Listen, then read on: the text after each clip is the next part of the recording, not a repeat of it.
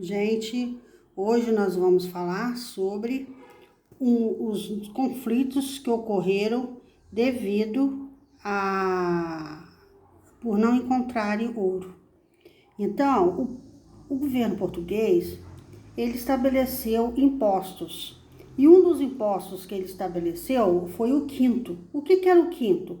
Era 20% do ouro, ou seja, um quinto do ouro que o minerador encontrava, então ia para quem? Para o governo português. O quinto, ele foi estabelecido por um sistema chamado de captação. O sistema de captação, então, cada minerador deveria pagar um imposto correspondente ao número de escravos. Se a pessoa tivesse 100 escravos, então seria relacionado aos 100, correspondente a 100 escravos. Se fosse 1.000, seria em cima dos 1.000 escravos. E o minerador, ele tinha que pagar o quinto. Não importasse se ele tinha encontrado ouro ou não. De qualquer maneira, ele tinha que pagar esse quinto ao governo português. Então, após alguns conflitos, o governo passou a adotar o sistema de fintas. O que era isso? A colônia deveria pagar a equivalente a 30 arrobas de ouro por ano. Então, tendo encontrado ou não, o minerador ele tinha que pagar essa quantia de ouro para o rei no final do ano. Então, em 1719, a coroa ele criou um novo sistema. Era chamado, eles criaram as casas de fundição. O que era isso? Os mineradores eles tinham que levar para essa casa de fundição o ouro encontrado e lá o ouro seria derretido. O governo já tirava parte dele, ou seja, esse quinto, e selava o ouro com as insígnias, ou seja, as insígnias eram o selo real e registrava-se o produto. E as pessoas que desobedecessem essa regra, que transportasse o ouro sem atender essas regras, ela seria punida, ela seria degradada para a África e lá ela seria exilada perpetuamente. E essas rígidas medidas adotadas pela coroa deram origem ao quê? A inúmeras revoltas coloniais. Dentre elas, ou seja, que ficou mais conhecida, foi em Vila Rica, onde hoje é atual Ouro Preto, em 1720. E 1720, uma reação contra a criação das casas de fundição aconteceu e também contra o monopólio português. Quem organizou foram os mineradores e os comerciantes. E o líder desse movimento foi Filipe dos Santos. Daí o nome Revolta Filipe dos Santos. Durante uma festa que aconteceu de São Pedro, eles aproveitaram aquela barulhada toda dos fogos. Filipe e seus conspiradores, eles colocaram máscaras e atacaram a casa de fundição. Chegando lá, quem era o ouvidor-mor? Era a pessoa que recolhia, né, que era responsável pelos impostos. E chegando lá, o ouvidor-mor, ele tinha fugido. Não estava mais na casa de fundição. E os revoltosos tomaram o controle de Vila Rica e exigiam o fim das casas de fundição. Aos poucos, então, o que aconteceu? Os dragões reais, ou seja, os soldados, que era uma poderosa força militar portuguesa, foi lá e reprimiu esse movimento de Filipe dos Santos. Considerado o único líder da rebelião, o que aconteceu com ele? Ele foi preso e foi executado. As revoltas, então, além a revolta de Filipe dos Santos, teve a revolta nativa. A presença do rico metal trouxe consigo o quê? Os primeiros sinais de crise no sistema colonial. A primeira rebelião foi no Nordeste brasileiro. Foram denominadas de nativas. Por quê? Porque eles despertaram o sentimento de nacionalista. Esse sentimento, esses movimentos eram movidos por quem? Quem era responsável por esse movimento? Eram os interesses de quem? Interesses locais, eram os grandes proprietários rurais que eram responsáveis, que moviam esse movimento, que agitava esse movimento. E aí teve a revolta de Beckman. A revolta de Beckman aconteceu em 1684. Quem organizou? Os grandes proprietários de terra, liderados por um rico fazendeiro chamado Manuel de Beckman, no Maranhão. Em 1684, a coroa portuguesa, então, criou o comércio, a Companhia do Comércio do Estado do Maranhão. Para que foi criado? Eles criaram para estabelecer um monopólio comercial na região. E também tinha a exclusividade de negociar escravos, ou seja, só eles podiam negociar. E também eles podiam comprar os produtos locais, como a cana-de-açúcar, o tabaco, as drogas do sertão e o cacau. E vender aos colonos produtos metropolitanos, que era o vinho, o bacalhau e a farinha de trigo. Então, eles monopolizavam esse comércio. Resultados da revolta. Então, resultados. Quais foram os resultados? A presença de missões jesuítas na região dificultava a captura de quem? Dos indígenas. E os preços dos escravos africanos o preço estava subindo cada vez mais. Então, revoltados, os colonos, o que eles fizeram? Foram lá e tiraram o governador do Maranhão do governo, em fevereiro de 1684. Expulsaram os jesuítas da região e formaram um governo provisório. E quem controlou esse governo?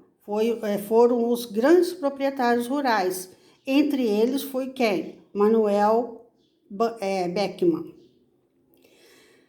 A coroa portuguesa mandou tropas para São Luís para colocar fim a esse movimento.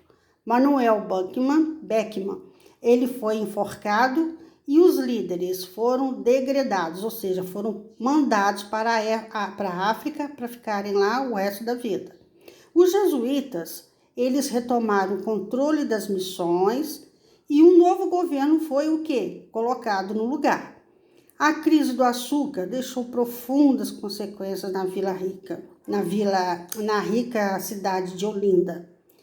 O distrito de Recife estava subordinado às políticas de Olinda e vivia um momento de prosperidade. Aí o que aconteceu? Foi a Guerra dos Mascates. Por quê? Recife estava controlado pelos ricos comerciantes portugueses. E os brasileiros chamavam os comerciantes portugueses de mascates. Muitos senhores de engenho, eles estavam endividados com os comerciantes portugueses. Então, para salvar a economia de Olinda, aí eles decidiram aumentar os impostos locais sobre as atividades comerciais.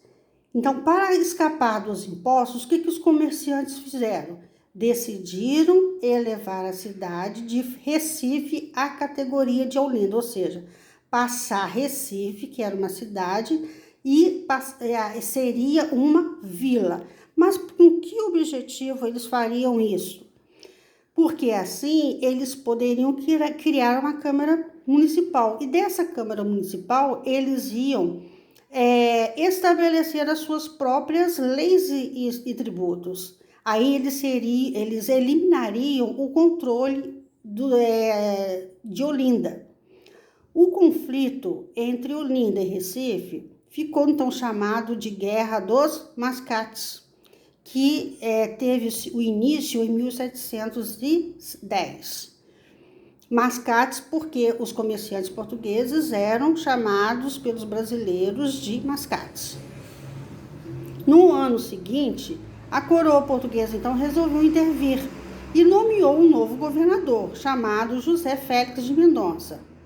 E José Félix, o que ele fez? Ele consolidou Recife como vila, porque assim Eles fariam aquilo que beneficiasse a eles. Então, a Olinda, então, e Recife passaram a ser rivais. A vitória portuguesa significou, sobretudo, o quê? A consolidação do comércio sobre as atividades agrícolas. Então, deu ênfase às atividades, ao comércio das atividades agrícolas. E a economia colonial no século XVIII teve um desenvolvimento da mineração no Brasil. E essa mineração trouxe enorme fonte de riqueza para a metrópole portuguesa.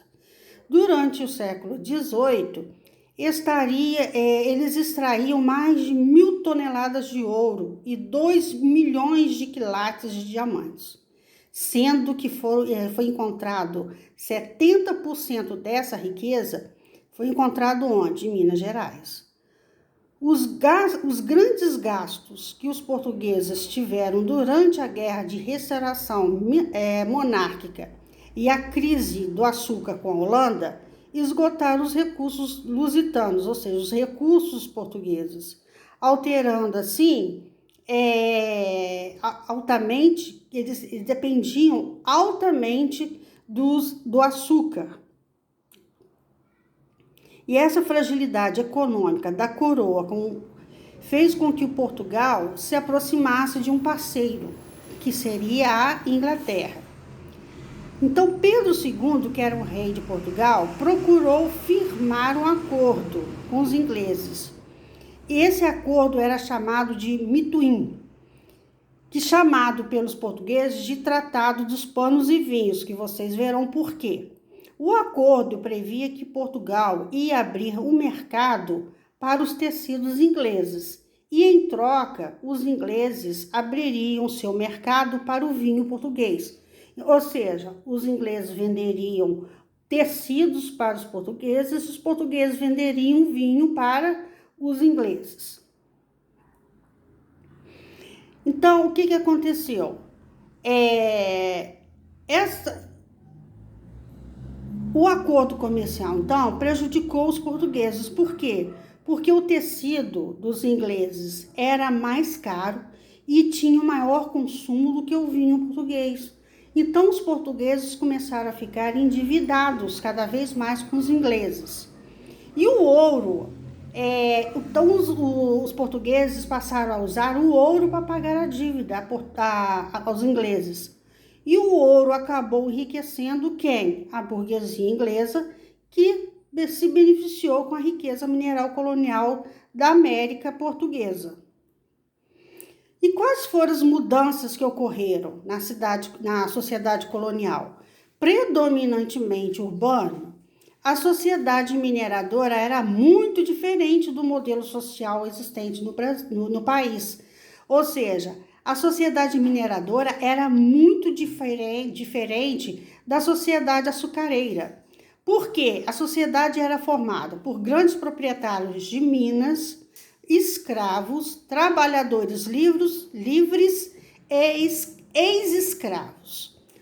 E outros aspectos que diferenciou a sociedade mineradora da canavieira foi a sua grande mobilidade social. Por quê?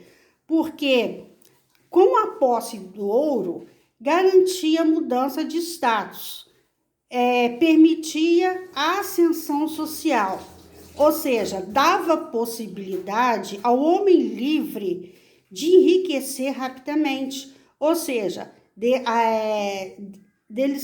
naquele momento ele ser um homem livre pobre, a passar um homem rico, de repente, se ele encontrasse alguma mina de ouro. Tá ok? Espero que vocês tenham entendido. Um beijo para vocês.